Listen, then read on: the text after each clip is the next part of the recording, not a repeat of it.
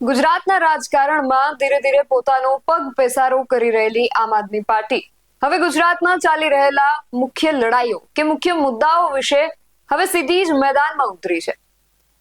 ત્યારે આમ આદમી પાર્ટીએ 20 તારીખે યોજાનારા કાર્યક્રમ વિશે જે જાહેરાત કરી હતી એ કાર્યક્રમમાં હવે ફેરફાર થયો છે। શું છે સમગ્ર વિગત જાણીએ આ અહેવાલમાં। જય હિન્દ, BSI ટીવી ન્યૂઝ પર આપની સાથે હું છું નિધિ ગઢવી। ગુજરાતમાં હાલ બે મુદ્દાઓ ખૂબ ચર્ચામાં છે। એક છે સાબર ડેરીનો મુદ્દો અને બીજો છે ચૈતર વસાવાનો મુદ્દો। આમ તો એક ત્રીજો મુદ્દો પણ છે જે કોંગ્રેસના અને ભારતીય જનતા પાર્ટીના પ્રદેશ પ્રમુખને લઈને છે, પણ આ એ બંને રાજકીય પક્ષોનો આંતરિક મુદ્દો છે અને સામાન્ય પ્રજાને તેની સાથે કોઈ જ નિસ્બત નથી, કારણ કે આ મુદ્દો તેમને સીધો અસર કરતા નથી। સામાન્ય માણસની ચિંતા હોય છે પોતાના રોજની, કે ક્યાંથી લાવીને બે ટંકનું ભોજન કરશું।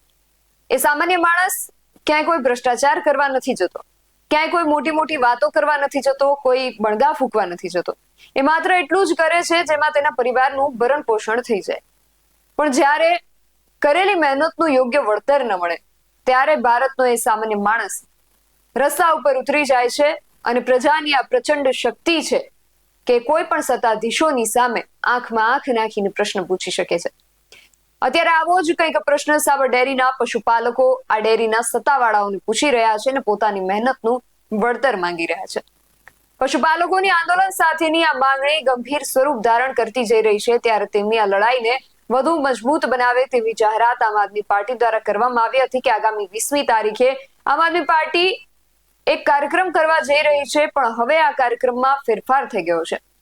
હવે 20મી તારીખના બદલે 23મી તારીખે આપ એક મોટો કાર્યક્રમ કરવા જઈ રહ્યું છે, જેમાં અરવિંદ કેજરીવાલ પણ જોડાવાના છે અને બીજું કે ચૈતર વસાવાને રાહત મળે તેવા પણ હજુ સુધી કોઈ પણ એંધાણા દેખાયા નથી। તો આમ આદમી પાર્ટી પોતાના જ આ ધારાસભ્ય માટે પણ 24મી તારીખે એક કાર્યક્રમ યોજી રહી છે, જેને લઈને એક પત્રકાર પરિષદના માધ્યમથી જાણકારી આપવામાં આવી હતી। સાંભળીએ આ બાબતને લઈને આપના પ્રદેશ પ્રમુખ ઈશુદાન ગઢવીએ શું કહ્યું। સૌનો હાર્દિક સ્વાગત છે। મિત્રો, જે રીતે ભાજપના ભ્રષ્ટાચારની ચરમસીમા પહોંચી છે અને હવે એ ખેડૂતોનો અને પશુપાલકોનો ભોગ પણ લેવાનું એમણે ચાલુ કર્યું છે। દુઃખ સાથે કહેવું પડે કે ગુજરાતમાં, ખાસ કરીને ઉત્તર ગુજરાતમાં, જે ડેરીમાં ભાવ વધારો માંગવા ગયેલા ખેડૂતો, પશુપાલકો, એમની ઉપર ખોટો અત્યાચાર કરીને લાઠીચાર્જ કરાવડાવી ટીયર ગેસના છોડાવડાવીને, અને એ પણ એક્સપાયરી ડેટના ટીયર ગેસ, જેનાથી એક પશુપાલકનો, સામાન્ય ગરીબ પરિવારમાંથી આવતા એક પશુપાલકનું મોત નીપજ્યું। ભાજપના રાજમાં અત્યારે ખેડૂતોને, પશુપાલકોએ ન્યાય માંગવા માટે પણ મરવું પડે છે, પોતાના જીવનું બલિદાન આપવું પડે છે। આ ખૂબ જ દુઃખદ ઘટના ઘટી છે, જેને લઈને અમે માંગ કરી રહ્યા છીએ કે આમ આદમી પાર્ટીએ, હું એમના પરિવારને ત્યાં પણ ગયો હતો,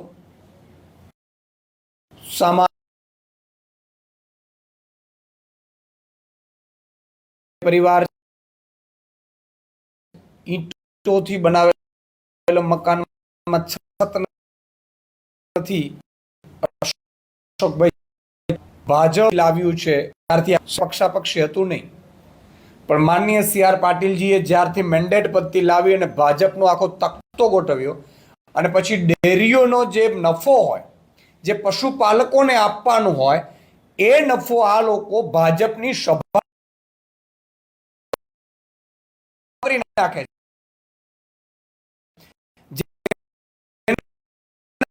જેના કારણે ભાવ વધારો આપી નથી શકતા,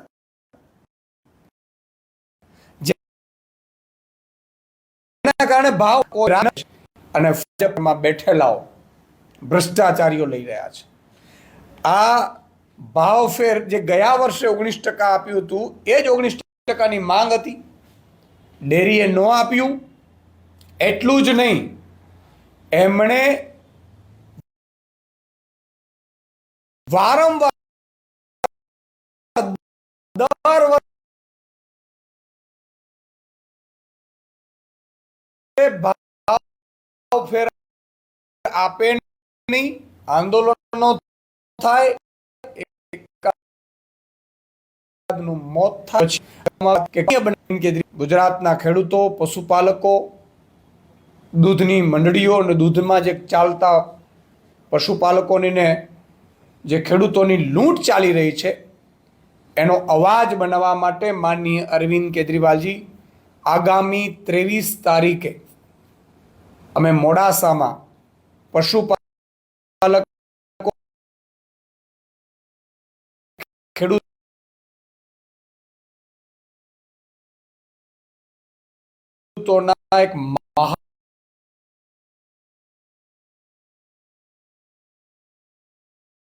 પંચાયતનું આયોજન રહ્યા છે, જેમાં માનનીય ગરીબ પર ખોટા કેસ કરવામાં આવ્યા છે. પશુપાલકોનો વિરોધ કરવાનો અધિકાર છે એમનો. ખોટા કેસ કરવામાં આવ્યા છે, તમામ કેસ પરત ખેંચવામાં આવે. પશુપાલક જે પણ અશોકભાઈના મૃત્યુ થયા છે એમની અધ્યક્ષતામાં એક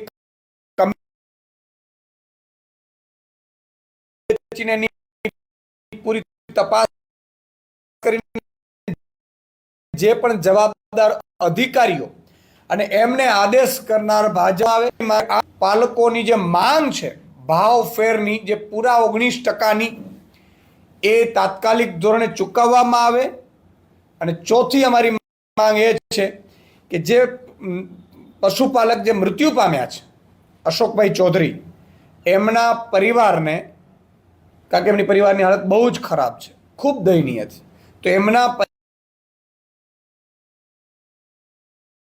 પરિવારને સરકાર દ્વારા પણ 1 કરોડ સહાય આપવામાં આવે. સાબર માંગ છે. જવાબદાર ડેરીના અધિકારીઓ, ભાજપના નેતાઓ જે પોલીસની લાઠીચાર્જ કરાવવામાં અને મોતમાં જે બન્યા છે એમની સામે તાત્કાલિક ધોરણે તપાસ કરી અને ગુનો નોંધવામાં આવે એવી માંગ છે. નહીં તો 23 તારીખે અરવિંદ કેજરીવાલજી માનનીય આવી રહ્યા છે અને તમામ, હું આ 20 તારીખે આયોજન કરવાનું હતું, પણ માનનીય અરવિંદ કેજરીવાલજીને અમે જ્યારે વિનંતી કરી તો એમણે ગુજરાતના ખેડૂતોને, પશુપાલકો માટે અવાજ ઉઠાવવાનું નક્કી કર્યું છે. અને એટલા માટે અમે પશુપાલક અને ખેડૂતોની મહાપંચાયતનું આયોજન કરી રહ્યા છીએ. હું તમામ સમગ્ર ગુજરાતના ખેડૂતો અને પશુપાલકોને વિનંતી કરું છું કે મોડાસામાં એ સભામાં આપ ઉપસ્થિત રહો. બીજું મિત્રો, વારંવાર ભાજપના નેતાઓ એટલા બોખલાઈ ચૂક્યા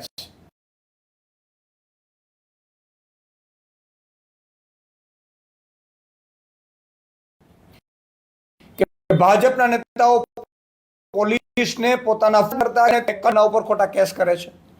માનનીય અમારા ધારાસભ્ય શ્રી ચેતરભાઈ વસાવાને આ જ રીતે ખોટા કેસમાં ફસાવવામાં આવ્યા છે.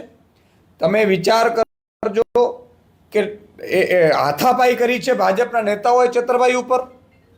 ચેતરભાઈની ફેટ પકડી અને એમણે ગાડી કરી છે. એની એફઆઈઆર નોંધાવવા ચેતરભાઈ પોલીસ સ્ટેશનમાં હાથમાં અરજી, ચેતરભાઈને ત્યાં જ પોલીસે સામી એફઆઈઆર નોંધીને એને એરેસ્ટ કરી લીધા. અમારી ફરિયાદ પણ ન લીધી. સામે પક્ષે એટલી વાળાને ભાજપે આદિવાસી સમાજનો અવાજ જોવાની કોશિશ કચડી રચ્યું છે. ભાજપ દબાવવાનું કોશિશ કરીને ચેતરભાઈને ખોટા કેસમાં જેલમાં નાખ્યા છે. એમને જામીન પણ મળવા દેતા નથી. ત્યારે આખા સમગ્ર 27 જે એસટી રિઝર્વની વિધાનસભાઓ છે એમાં જ્યારે અમારી મિટિંગો થઈ છે ત્યાં આદિવાસીઓમાં ખૂબ બહોળા પ્રમાણમાં રોષ છે. આદિવાસી સમાજ ભાજપથી નફરત કરતું થઈ ગયું છે કે આ ભાજપ અમને હક આપતું નથી, અધિકાર આપતું નથી. ને એટલું નહીં, અમારો જ્યારે અવાજ બનવાની કોશિશ, હજારો કરોડ રૂપિયા ભાજપના નેતાએ આદિવાસી એનો ચેતરભાઈએ કરી, તો ધારાસભ્યને જો આ જેલમાં નાખી દેતા હોય તો આદિવાસી સમાજના, સામાન્ય આદિવાસી સમાજના નાગરિકની શું હાલત હશે એ આદિવાસી સમાજ અત્યારે ચર્ચી રહ્યો છે.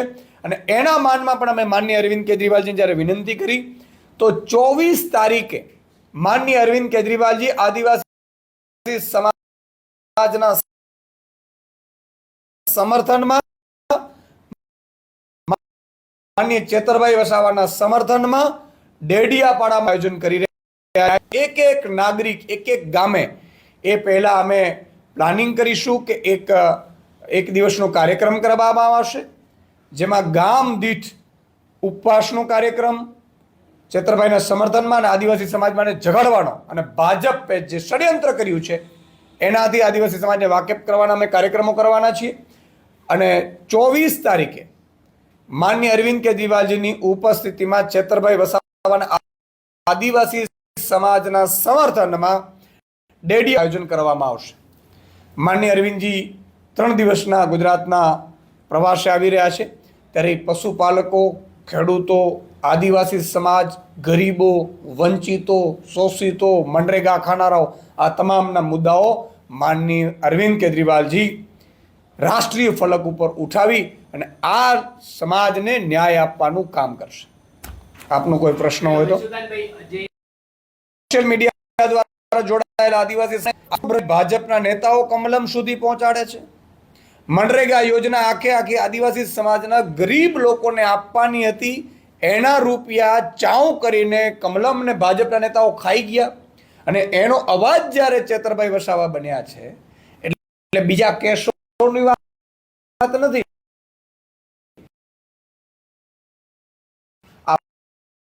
વાત ઈ છે કે ચેતરભાઈ વસાવા એ ખાઈ ગયા છે, નલ સે જલમાં ખાઈ ગયા છે, એ કૌભાંડો બહાર પાડી રહ્યા હતા. એટલે ભાજપે આખી મોટી, મને લાગે છે કે ષડયંત્ર રહી ગયું મીટિંગ રચીને, કે આ ચેતર વસાવા જો ખુલ્લો રહ્યો અને બહાર રહ્યા તો એક પછી એક ભાજપના નેતાઓના કૌભાંડો ખુલતા જશે, આપણે બદનામ થશું અને આપણે જે લૂંટ ચલાવી એ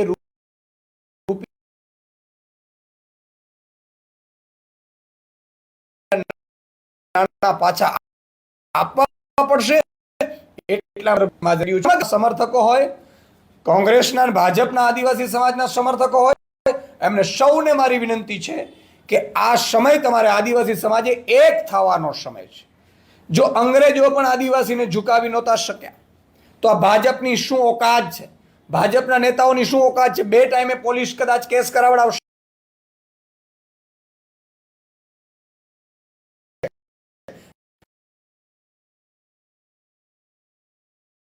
ચેતરભાઈ વસાવા ડર્યા છે ને ઝૂકશે. આ પહેલા પણ એક થાવ અને ભાજપે જે ષડયંત્ર રચ્યું છે એ આદિવાસી સમાજની વચ્ચે જાઓ. હું માનનીય કોંગ્રેસના ધારાસભ્ય જે આદિવાસી સમાજમાંથી આવે છે અનંતભાઈ, એમનો પણ આભાર માનું છું કે એમણે ખુલ્લા સપોર્ટમાં આવ્યા છે. એવી જ રીતે હું માનનીય ભાજપના ધારાસભ્યો જે છે આદિવાસી સમાજના, સાંસદો આદિવાસી સમાજના છે, એમણે પણ વિનંતી કરું છું કે આ આદિવાસી સમાજનો પ્રશ્ન છે, આદિવાસી સમાજનો પ્રશ્ન છે. આદિવાસી નહીં તો આગામી સમયમાં આદિવાસી સમાજ તમને પણ તાલુકા, જિલ્લા પંચાયતના ચૂંટણીના પ્રચારમાં તમને પણ ઘૂસવા નહીં. તો હવે આમ આદમી પાર્ટી સાબર ડેરી અને ચેતર વસાવા બંને મુદ્દાને લઈને આક્રમક દેખાઈ રહી છે. આગામી 23 અને 24મી તારીખે ગુજરાતમાં કંઈક નવા જૂની કરવાની તૈયારી આપના નેતાઓ દેખાડી રહ્યા છે. ત્યારે જોવું રહ્યું કે આગળ શું થાય છે. આ બાબતને લઈને તમારું શું માનવું છે અમને કમેન્ટ કરીને ચોક્કસથી જણાવજો. આવા જ વધુ અહેવાલો સાથે મળતા રહીશું. તમે મારી YouTube ચેનલને સબસ્ક્રાઇબ કરવાનું અને અમને Facebook અને Instagram પર ફોલો કરવાનું ભૂલશો નહીં. બાકી અવનવી અપડેટ્સ માટે આપ જોતા રહો BS9 TV ન્યૂઝ. નમસ્કાર.